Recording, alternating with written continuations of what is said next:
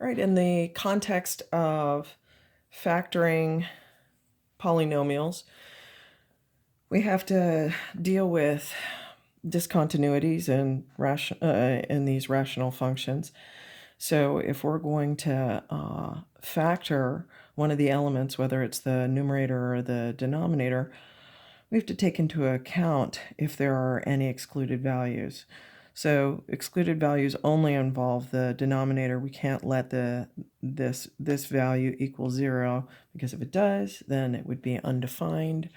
So what we see at the top here is that we're not going to factor this any farther, but we are going to be able to factor this trinomial here. We factor it pretty simply by, since we have only 1 as the coefficient, we look to the constant here and we look at the factors there, which are 1 and 6 and 2 and 3. We look then to see which will add up to -1.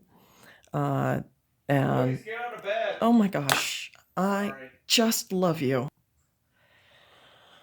This is a quick discussion about discontinuities with regard to rational functions and with respect to factoring as well. When we have rational functions, we can't let the denominator equal 0, because then it'll be undefined.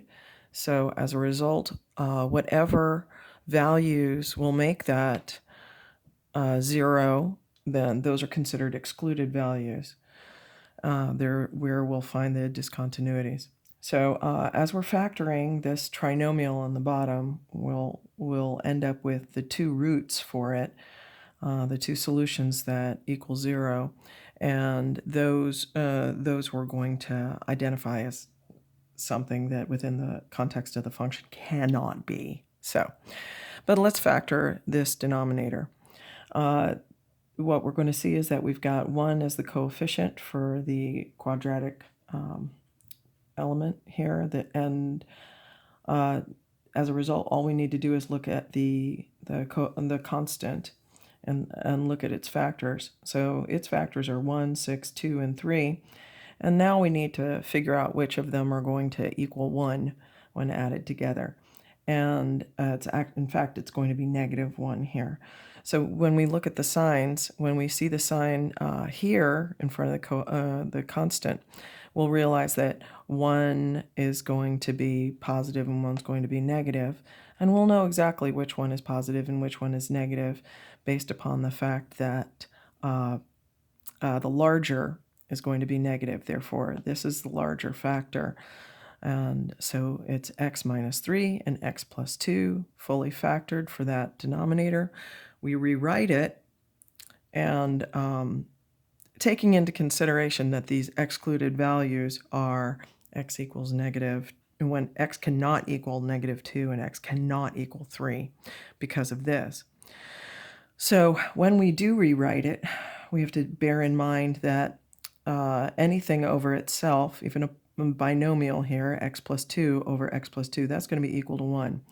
And that doesn't mean that we put 0 on the top. What that means is we put 1 on the top and we cross out x plus 2.